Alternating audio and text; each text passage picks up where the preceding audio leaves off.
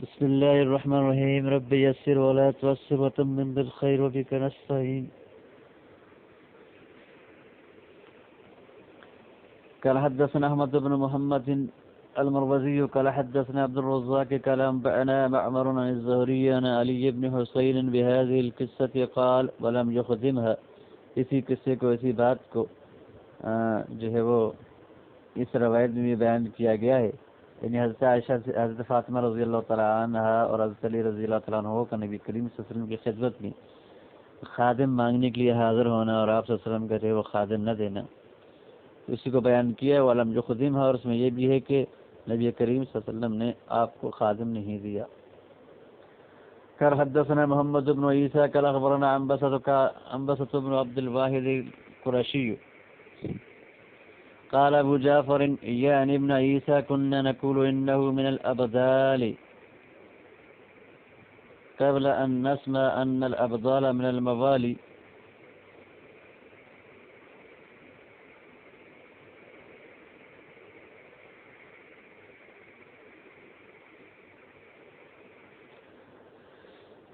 راوی کہتے ہیں کہ ہم كنا نقول إنه من الأبدال، کہ ہم عنبسہ بن عبد الواحد کو ابدال میں سے کہا کرتے تھے.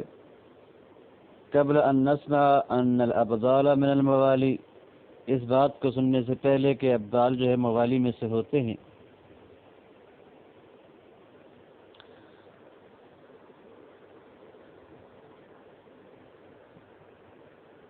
ابدال جو ہے امام سیوطی رحم اللہ نے طبرانی کی روایت سے مجمع کبیر میں عبادہ بن صامت سے یہ بیان کیا ہے کہ الابدال فی امتی 30 بہم تقوم الارض وبہم تمترون وبہم تنصرون. ابدال جو ہے میری امت کے اندر 30 آدمی ہیں، انہی کے ذریعے دنیا قائم ہے اور انہی کے ذریعے تم پہ بارشیں برستی ہیں اور انہی کے ذریعے تمہاری مدد کی جاتی ہے.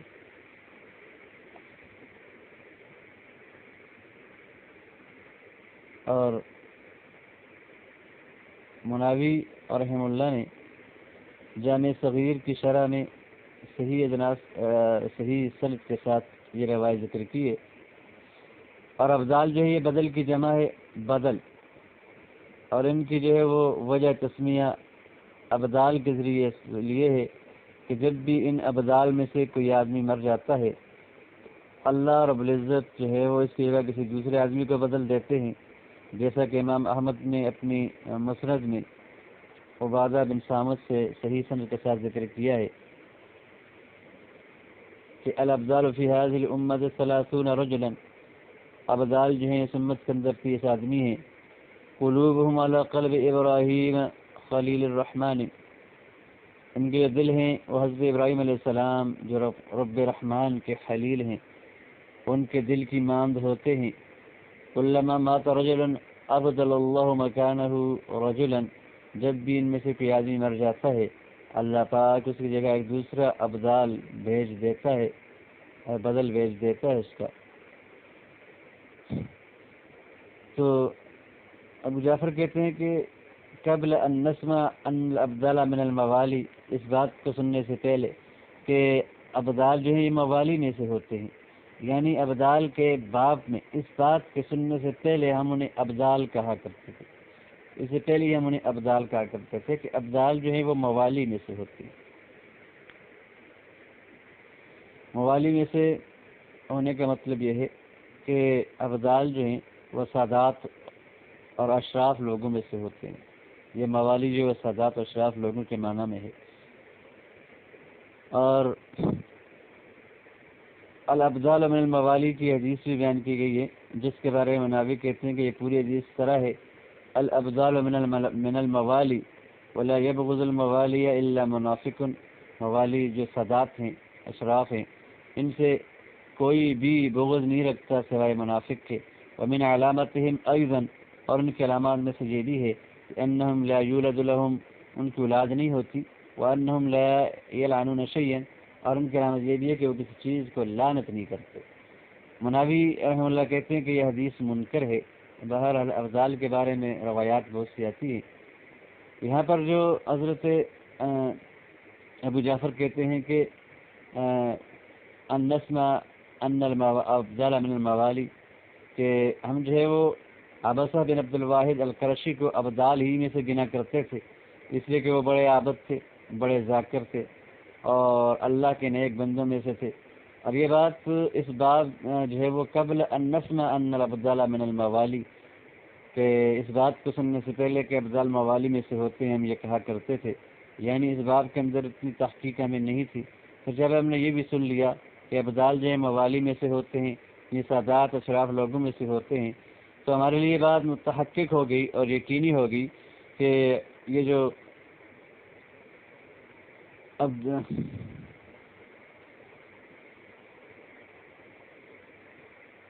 عنبسہ بن عبد الواحد جو ہیں القرشی، یہ ابدال میں سے ہیں، اس لیے کہ یہ عابد و زاہد بھی ہیں اور اموی اور قرشی بھی ہیں، تو لہٰذا یہ اس سیادت اور شرافت کے حقدار ہیں۔ ابدال کے بارے میں بہت سی روایات آئی ہیں، لیکن ان روایات کے اندر کچھ جو ہے وہ ضعیف ہیں، کچھ موضوع ہیں، اور اس باب کے اندر صوفیہ کے کچھ ایسے کلام بھی ہیں کہ جن کے کوئی دلیل نہیں ہے اور کوئی برہان نہیں ہے، یہ تخیلات محضہ ہیں، موٹی موٹی باتیں۔ ابدال کے بارے میں یہ بھی روایت آتی ہے کہ الابدال فی اہل الشام وبہم ینصرون وبہم یرزقون، کہ ابدال اہل شام میں سے ہیں، انہی کے ذریعے ان کی مدد کی جاتی ہے اور انہی کے ذریعے انہیں رزق دیا جاتا ہے۔ اور یہ روایت بھی آتی ہے کہ الابدال بالشام وهم 40 رجلا كلما مات رجل ابدل الله مكانه رجلا يسقي بهم الغيث وينتصر بهم على الاعداء ويصرف عن اهل الشام بهم العذاب۔ ابدال جو 40 آدمی ہیں اہل شام کے، اور جب بھی ان میں سے کوئی آدمی مرتا ہے تو اللہ اس کا بدلہ عطا کر دیتا ہے، دوسرے آدمی کو اس کی جگہ رکھ دیتا ہے۔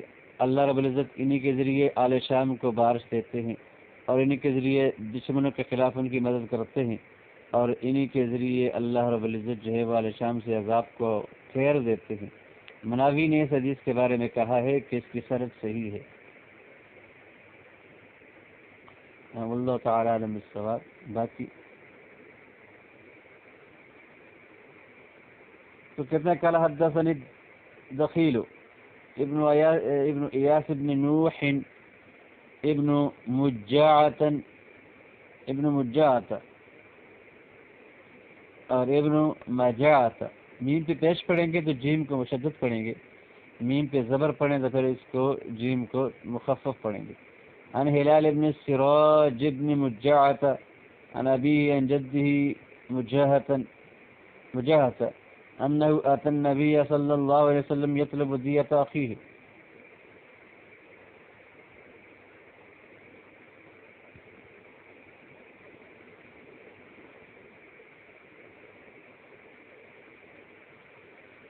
کہتے ہیں کہ وہ نبی کریم صلی اللہ علیہ وسلم کے پاس آئے اور نبی کریم صلی اللہ علیہ وسلم سے اپنے بھائی کی دیت طلب کر رہے تھے۔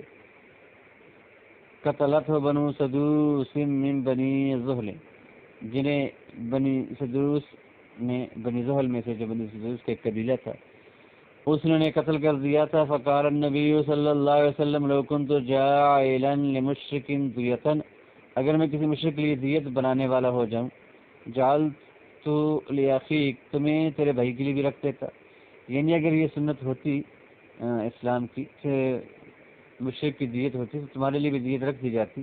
ولکن سأعطیک من عقبہ، لیکن میں تمہیں جو ہے وہ اس دیت کے بدلے میں تمہارے بھائی کی طرف سے جو ہے اس کا بدلہ دوں گا۔ عقبہ سے مراد یہاں پر بدلہ ہے، جزا ہے۔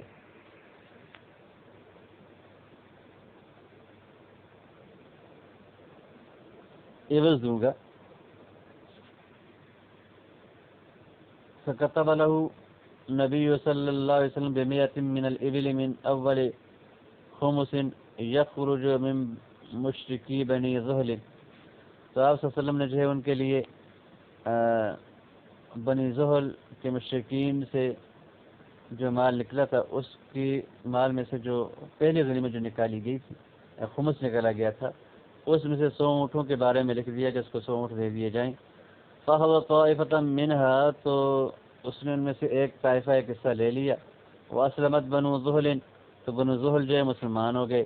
فطلبها بعض مجاهة إلى أبي بكر وأتاه بكتاب النبي صلی اللہ علیہ وسلم. تو بنو زحل نے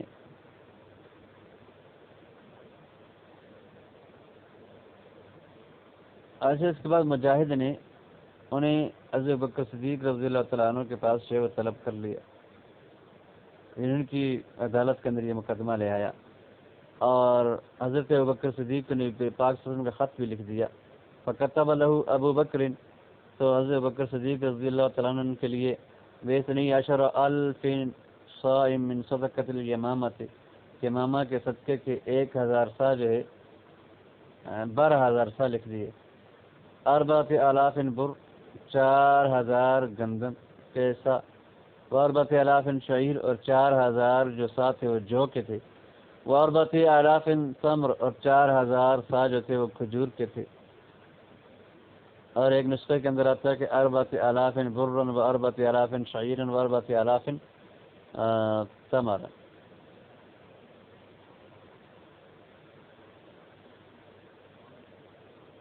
شعیرن اللہ سے برن کی بجائے یہ تمیز جو ہے منصوبہ یہ. وکان فی کتاب النبی صلی اللہ علیہ وسلم للمجاعۃ، نبی کریم صلی اللہ علیہ وسلم کے خط کے اندر مضمون یہ تھا للمجاعۃ، مجاع کے لیے، بسم اللہ الرحمن الرحیم هذا کتاب من محمد النبی لمجاعۃ ابن مرارۃ من بنی سلمہ انی اعطیته 100 من الابل من اول خمس یخرج من مشکی بنی زحل عقبۃ من اخیہ، کہ آپ نے یہ لکھا کہ شروع اللہ کے نام سے جو بڑا مہربان سب پر مہربان ہے. یہ خط ہے محمد صلی اللہ علیہ وسلم کی طرف سے جو نبی ہیں رسول ہیں مجاع بن مرارہ بن بنی سلمہ کے لیے، کہ میں نے اسے جو ہے وہ 100 اونٹ دیے ہیں اس پہلے خمس میں سے جو بنی زحل کے مشرکین سے نکلے گا، عقبۃ عن اخیہ عوضا عن اخیہ، اس کے قتل کیے گئے بھائی کے عوض میں. تو یہاں پر باب جو ہے باب قسم الخمس سے ختم ہوا، اور یہ جو حدیث یہاں پر ذکر کی گئی ترجمۃ الباب کے ساتھ مناسبت یہی ہے کہ یہ جو خمس ہوتا ہے اس کے تقسیم کا اختیار نبی پاک صلی اللہ علیہ وسلم کو اور امام کو بھی ہوتا ہے کہ جن جن جگہوں پہ وہ خرچ کریں، اور دیات وغیرہ میں اور اس طرح کی چیزوں میں بھی خرچ کیا جاتا ہے. باب ما جاء فی سہم الصفی، صفی کے سہم کے بیان میں.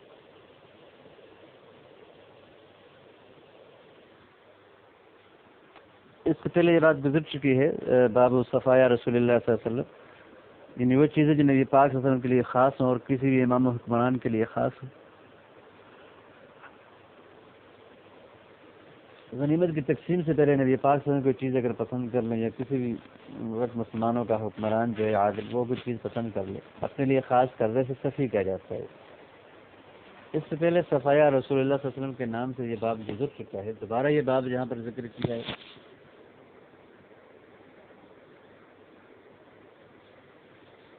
تو سوال یہ پیدا ہوتا ہے کہ اس باب کے اندر اور پہلے باب میں فرق کیا تھا، یعنی دوبارہ اس کو ذکر کرنے کی ضرورت کیا تھی.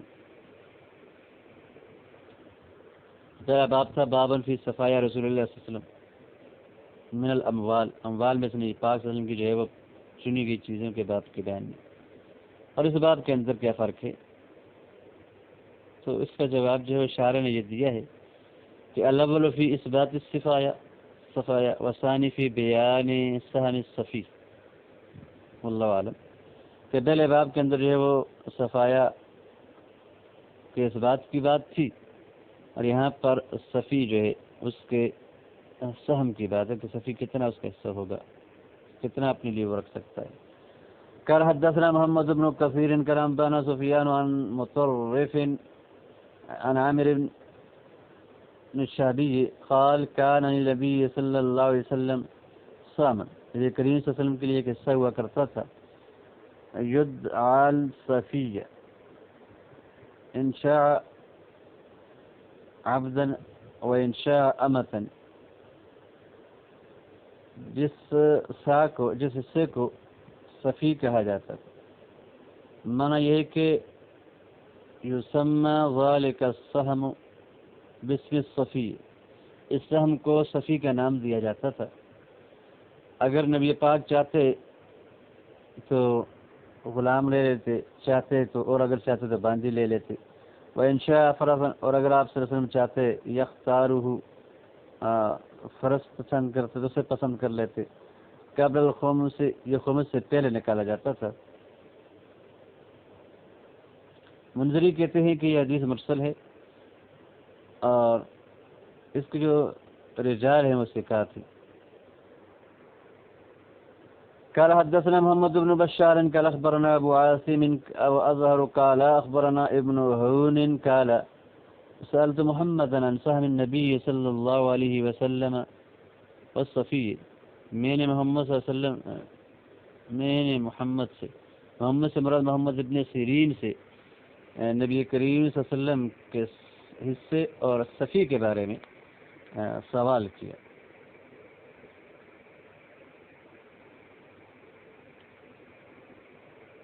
قال كان يضرب له بسام مع المسلمين، مسلمانوں کے ساتھ ہی آپ صلی اللہ علیہ وسلم کے لیے ایک حصہ رکھا جاتا تھا۔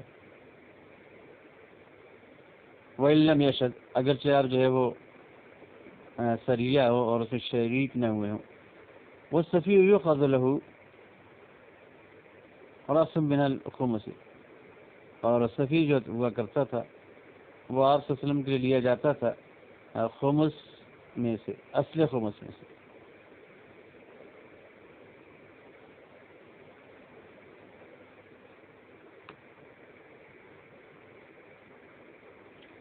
قبل کل شیء، ہر چیز سے پہلے تو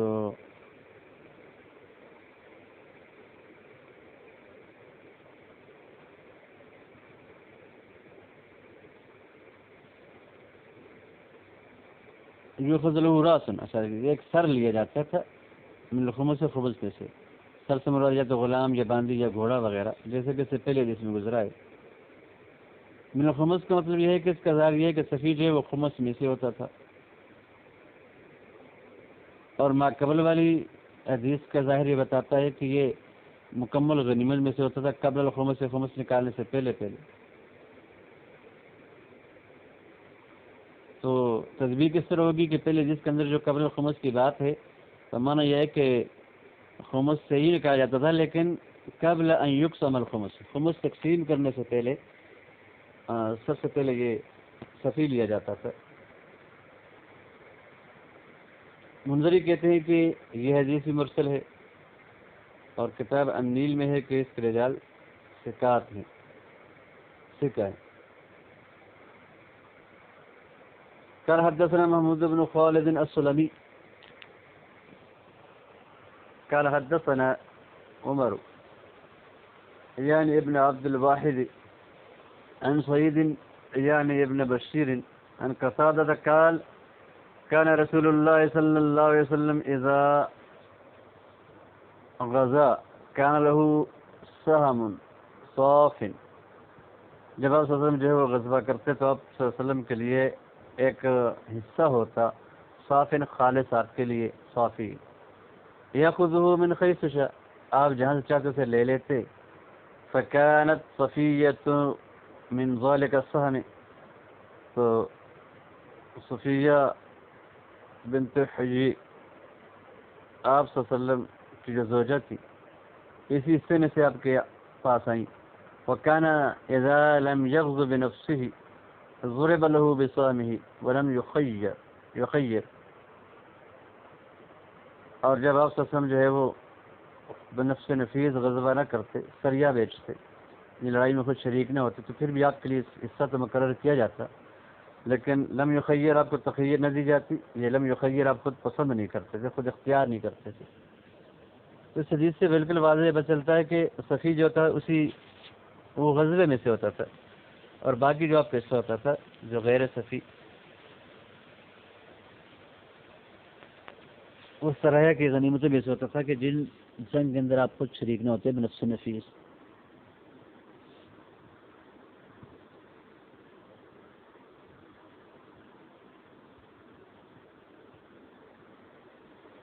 قال حدثنا نصر بن علي قال أخبرنا أبو أحمد قال أنبأنا سفيان عن هشام بن عروة عن أبيه عن عائشة رضي الله تعالى عنها قالت كانت صفية من الصفي. حضرت صفیہ جو ہے یہ صفی میں سے تھی، یعنی اس حصے میں سے تھی جسے صفی کہا جاتا ہے.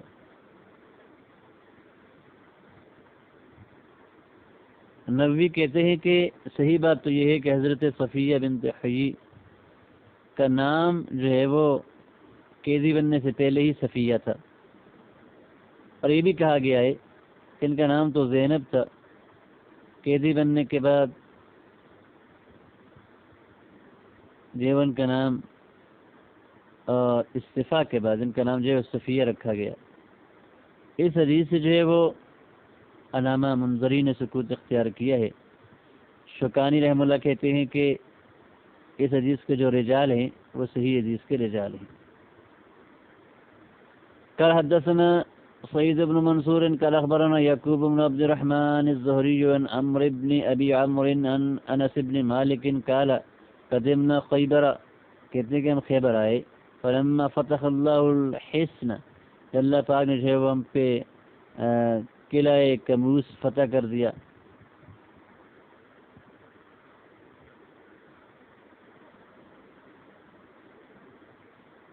ذکر له جمال صفیہ بنت حیی، نبی کریم صلی اللہ علیہ وسلم کے سامنے جو ہے وہ صفیہ بنت حیی کی خوبصورتی کا ذکر کیا گیا. وقد قتل زوجها وكانت عروسا، ان کا شوہر جو ہے اس کا نام کنانہ بن ربی تھا، قتل کر دیا گیا تھا اس حال میں کہ آپ ابھی نئی شادی شدہ تھی. فاصطفاها رسول اللہ صلی اللہ علیہ وسلم لنفسه، تو انہیں آپ صلی اللہ علیہ وسلم نے اپنے لیے چن لیا.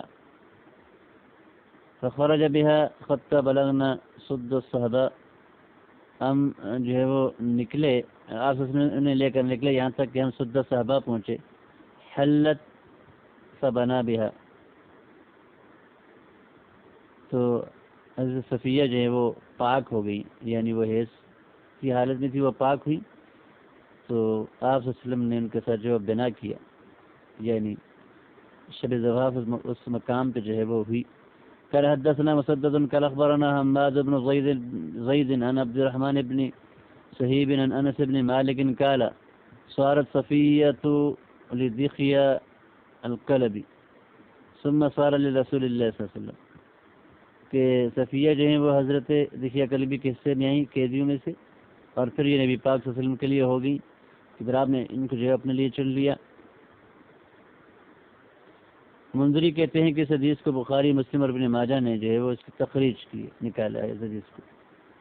قال حدثنا محمد بن خلاد الباهلي قال اخبرنا بهز بن الاسد قال اخبرنا حماد قال انبأنا ثابت عن انس قال وقع في سهم دخية جارية جميلة، دخیہ رضی اللہ تعالی عنہ کے حصے میں ایک خوبصورت لڑکی آئی.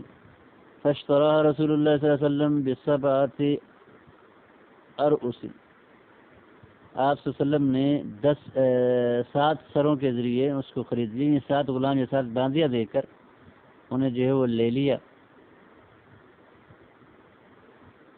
ثم دفع الى ام سلیم، پھر اس جاریہ جمیلہ کو ام سلیم کے حوالے کر دیا. تصنعها وتویها، جو انہیں جو ہے وہ بنا رہی تھی اور مزین کر رہی تھی. قال حماد واخصبه قال وتعتد في بيتها،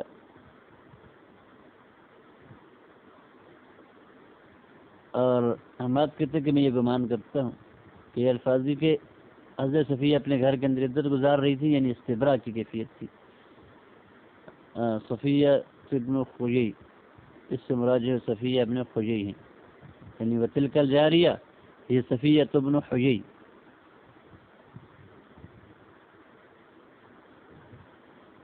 یہ صفیہ ابن حیی تعتد کا فاعل نہیں ہے، بلکہ یہ مبتدا معذوف کی خبر ہے. ہی صفیہ بنت حيي.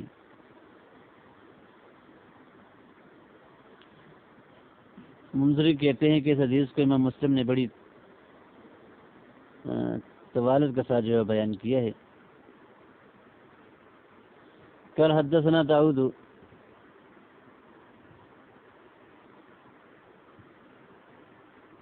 قال حدثنا داود بن معاذ قال حدثنا عبد الوارث وقال حدثنا يعقوب بن ابراهيم المانى قال اخبرنا ابن علية عن عبد العزيز بن صهيب عن انس قال جمع السبي يعني بخيبر.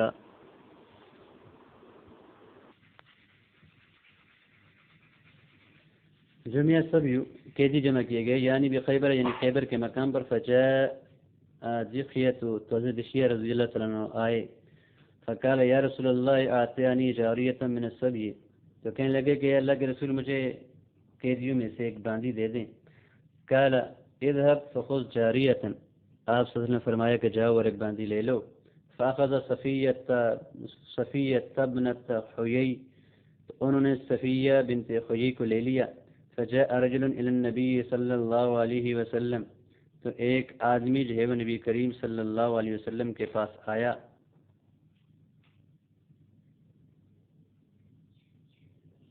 اور کہا کہ آپ وسلم کے پاس آیا اور کہنے لگا فقال یا رسول اللہ آتیت دحیہ, آپ نے جو ہے وہ دحیہ کو باندھی دے دی. قال یعقوب کی جو سند ہے وقال حدثنا یعقوب بن ابراہیم المانا صفیہ بنت حیی کے الفاظ ہیں. سیدۃ قریظۃ والنظیر, تو آدمی نے یہ کہا کہ آپ نے دحیہ کو صفیہ بنت حیی جو کہ قریظہ اور بنو نذیر کی سردارہ ہیں وہ دے دی. ثم اتفقا, اس کے بعد جو ہے وہ دونوں راویوں کی روایت متفق ہے. ما تصلح الا لک, وہ تو صلاحیت نہیں رکھتی سوائے آپ کے, یعنی وہ سردار کی بیٹی ہیں, سردار ہیں تو آپ ہی کے شایان شان ہیں. قال ادعو بها, تو آپ نے کہا کہ دحیہ کو اس باندھی کے ساتھ بلا لاؤ. فلما نظر الی النبی صلی اللہ علیہ وسلم قال له, جب آپ نے جو ہے وہ دیکھا حضرت صفیہ کی طرف تو آپ نے حضرت دحیہ سے کہا خذ جاریۃ من الصبی غیرها, اس کے علاوہ جو باندھی ہے وہ لے لو قیدیوں میں سے. وَإِنَّ النَّبِيَّ صلی اللہ علیہ وسلم اعتقها وتزوجها, آپ صلی اللہ علیہ وسلم نے جو ہے وہ صفیہ بنت حیی کو جو ہے آزاد کر دیا اور ان سے آپ نے نکاح کر لیا. قال حدثنا مسلم بن ابراہیم قال اخبرنا قرۃ قال سمعت یزید بن عبد الله قال كنا بالمربد فجاء رجل اشعث الراس بيده قطعه عظيم احمر فقلنا,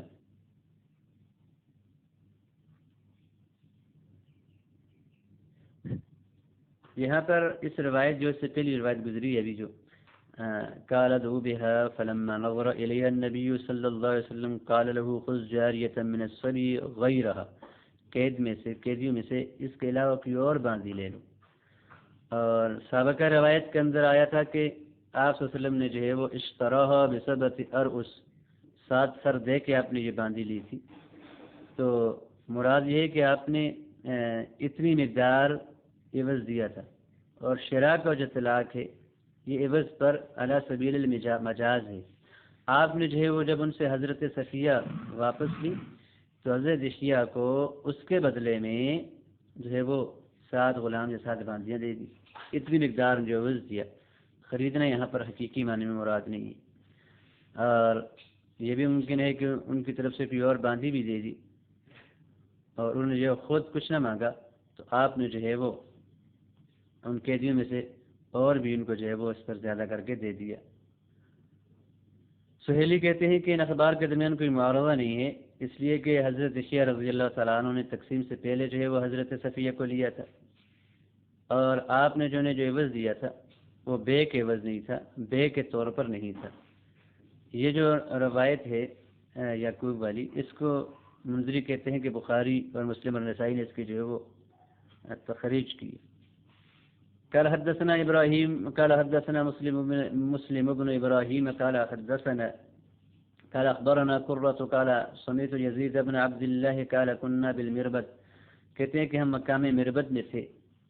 فجاء رجل، تو ایک آدمی آیا، اشعث الراس، پراگندہ بال تھا، بیدہ قطعۃ ادیم، جس کے ہاتھ میں ایک کھال کا چمڑا تھا، چمڑے کا ٹکڑا تھا، یعنی دباغت کیے ہوئے چمڑے کا ٹکڑا تھا، احمر، جو کہ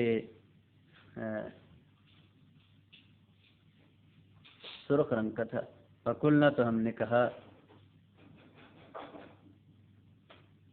کأنک من اہل البادیہ، گویا کہ تو دیہاتیوں میں سے ہے، اہل بادیہ میں سے ہے۔ قال اجل، کہنے لگا جی ہاں۔ قلنا، تو ہم نے کہا، ناولنا هذه القطعة القديمة التي في يدك، یہ جو تیرے ہاتھ میں چمڑے کا ٹکڑا ہے یہ ہمیں دے دو۔ فناولناها، تو اس نے وہ ہمیں دے دیا۔ فقرأنا ما فيها، تو جو کچھ اس میں تھا ہم نے وہ پڑھا۔ فإذا فيها، تو اس میں لکھا تھا، من محمد رسول اللہ صلی اللہ علیہ وسلم الى بنی زہیر بن اقیش، محمد رسول اللہ صلی اللہ علیہ وسلم کی طرف سے بنی زہیر بن اقیش کی طرف، انکم ان شہدتم اللہ الہ الا اللہ وان محمد رسول اللہ، بے شک اگر تم اس بات کی گواہی دیتے ہو کہ اللہ کے سوا کوئی معبود نہیں اور حضرت محمد مصطفیٰ صلی اللہ علیہ وسلم اللہ کے رسول ہیں، وَأَقَمْتُمُ الصَّلَاةَ وَآتَيْتُمُ الزَّكَاةَ، اور تم نماز قائم کرتے ہو اور زکوٰۃ ادا کرتے ہو، وَأَدَّيْتُمُ الْخُمُسَ مِنَ الْمَغْنَمِ، اور مغنم سے غنیمت سے خمس ادا کرتے ہو، وَسَهْمَ النَّبِيِّ صلی اللہ علیہ وسلم وَسَهْمَ الصَّفِيِّ، اور نبی پاک کا سہم اور نبی پاک کا جو صفی ہے، صفی کا جو حصہ ہے وہ ادا کرتے ہو، أَنْتُمْ آمِنُونَ بِأَمَانِ اللَّهِ وَرَسُولِهِ، تو تم اللہ اور اللہ کے رسول کے امان کے ساتھ مامون ہو، محفوظ ہو۔ فقلنا، تو ہم نے کہا، من كتب لك هذا الكتاب، اے آدمی یہ خط تمہیں کس نے لکھ کے دیا؟ قال رسول اللہ صلی اللہ علیہ وسلم، تو اس نے کہا کہ اللہ کے رسول نے یہ خط ہمیں لکھ کر دیا۔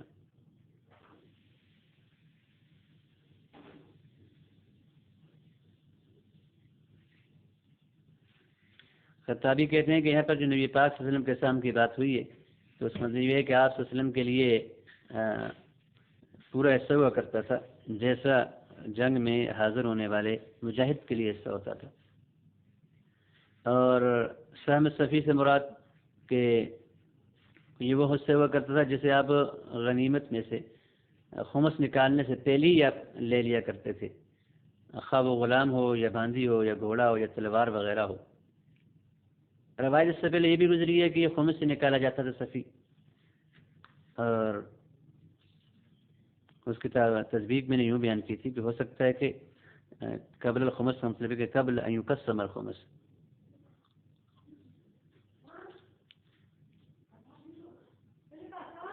جی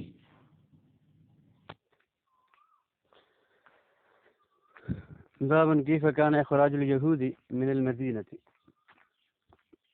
مدینہ سے یہودیوں کا اخراج کیسے ہوا، اس بارے میں یہ بیان ہے، یہ باب ہے۔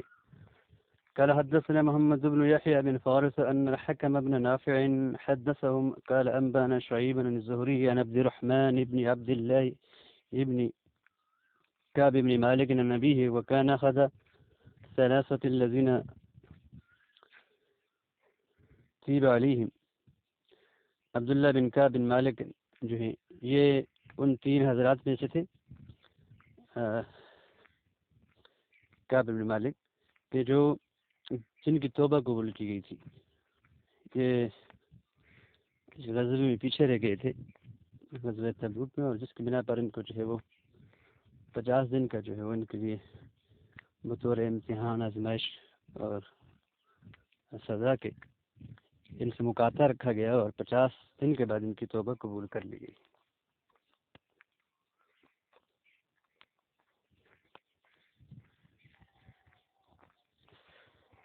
وكان كعب بن الاشرف يهج النبي صلی اللہ علیہ وسلم، کعب ابن اشرف یہودی جو ہے وہ نبی کریم صلی اللہ علیہ وسلم کی حجب اشعار کے اندر مذمت بیان کیا کرتا تھا۔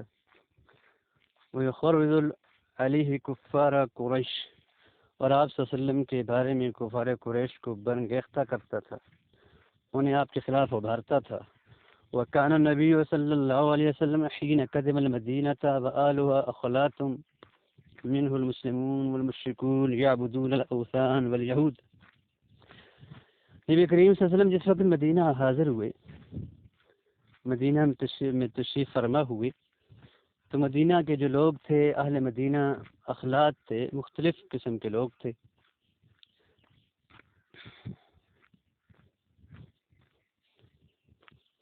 مختلف انواع کے تھے.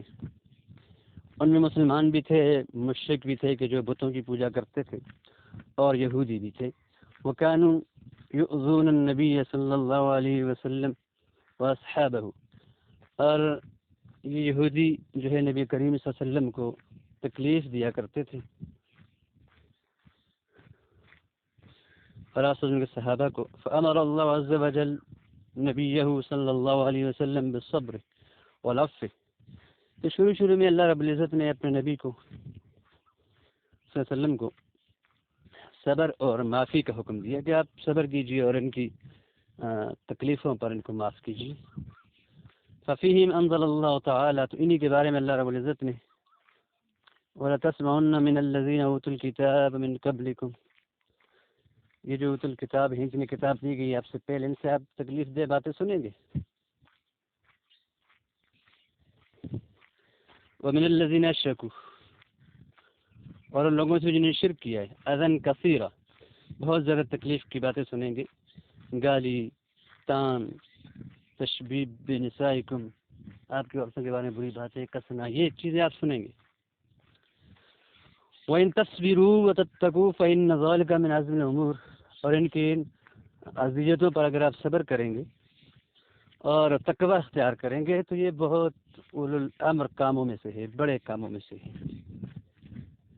صبر بہت بڑا فعل ہوتا ہے مسلمان کی طرف سے، اور اسی بنا پر اللہ رب العزت صبر کرنے والوں کو اپنی معیت عطا کرتا ہے. ان اللہ مع الصابرین. تو شروع کے اندر یہ حکم تھا. فلما ابا کعب بن الاشرف ان يمضي عن النبي صلی اللہ علیہ وسلم. یہ کعب بن اشرف یہودی جو تھا، یہ بڑا مالدار اور بڑا خبیث قسم کا آدمی تھا. اس نے گانے والی رکھی ہوئی تھی اور جو آپ صلی اللہ علیہ وسلم کے بارے میں برے اشعار پڑھتی تھی، اور یہ آپ کی تکلیف سے جب اس نے ہٹنے سے انکار کر دیا، یعنی یہ مسلسل اپنی خباثت میں لگا رہا، تو امر النبی صلی اللہ علیہ وسلم سعد بن معاذ ان یبعث رہتا. تو آپ صلی اللہ علیہ وسلم نے سعد بن معاذ کو حکم دیا کہ وہ ایک جماعت بھیجیں، یقتلونہ، جو جماعت اسے قتل کر دے.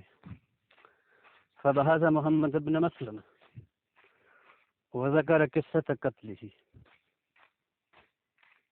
اور حضرت سعد بن معاذ نے محمد بن مسلمہ کو بھیجا، اور پھر سارا قصہ جو ہے مشہور قصہ ہے، وہ گئے اور پھر جو ہے اس سے بات چیت کر کے اور پھر اپنے ساتھ لے کر گئے اور اس کو جو ہے وہ خوشبو سونگنے کے بہانے قابو کیا اور پھر اس کو قتل کر دیا. فلما قتلوه فضیت الیہود والمشرکون.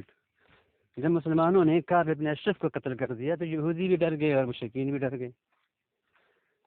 فغدوا علی النبی صلی اللہ علیہ وسلم فقالوا طرق صاحبنا فقتل.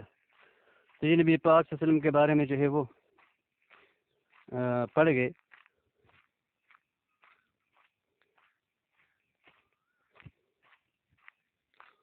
اور کہنے لگے کہ ہمارے ساتھی کو جو ہے وہ طور کا صاحب ہونا، کعب بن اشرف جو ہے لوگ اس پر جو ہے رات کو داخل ہوئے، وہ قتل اور وہ جو ہے وہ قتل کر دیا گیا. کتاب الجہاد میں اس کے قتل کی کیفیت بیان ہو چکی ہے.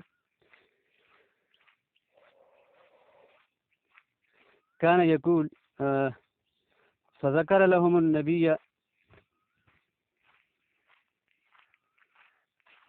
صلی اللہ علیہ وسلم الذي كان يقول ودعاهم النبي صلی اللہ علیہ وسلم الى ان يكتب بينه وبينهم كتابا.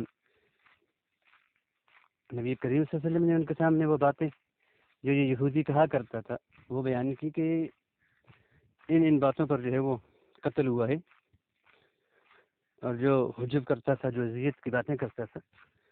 تو ہر یہودی یا ہر مشرک کو تو ہم قتل نہیں کریں گے جو پرامن لینا چاہتا ہے، یہ خبیث آدمی تھا، خباثت سے جو ہے وہ مسلمانوں کو تکلیف دیتا تھا، یہ فتنے کا باعث تھا، اس فتنے کو ختم کرنے کے لیے اس کو قتل کیا گیا ہے۔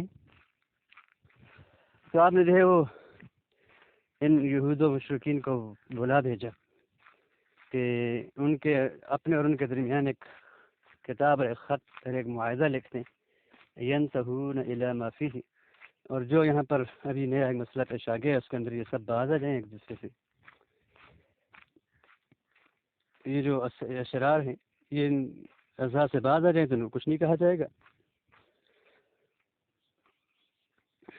فكتب النبي صلى الله عليه وسلم بينه وبينهم وبين المسلمين عامة صحيفة، تو آپ صلی اللہ علیہ وسلم نے ان کے درمیان اور عام مسلمانوں کے درمیان ایک صحیفہ، ایک میثاق لکھا، تو آپس میں قسم کا معاہدہ ہو گیا۔ تو یہاں پر یہودیوں کو نکالنے کی بات سنی گئی، لیکن البتہ یہودیوں کو نکالنے کا ایک سبب یہاں پر بیان ہو گیا، اور وہ یہ سبب یہ تھا کہ یہودی نبی پاک صلی اللہ علیہ وسلم کو تکلیف دیا کرتے تھے، آپ صلی اللہ علیہ وسلم کے بارے میں بری باتیں کیا کرتے تھے، مسلمانوں کی عورتوں کے بارے میں تشبیباً اشعار کہا کرتے تھے۔ تشبیہ سے مراد یہ ہے کہ عورتوں کے جو ہے وہ جسمانی خد و خال کو اچھے برے پیرائے میں جو ہے وہ بیان کرنا، تو یہ مسلمان عورتوں کے نام لے کے اس طرح کی باتیں کرتے تھے، یا اشارتاً اور کہتاً مسلمانوں کی عورتوں کے بارے میں باتیں اشعار لکھتے تھے، جو کہ مسلمانوں کے لیے اور ہر غیرت مند انسان کے لیے باعث غیرت تھا اور باعث تکلیف تھا۔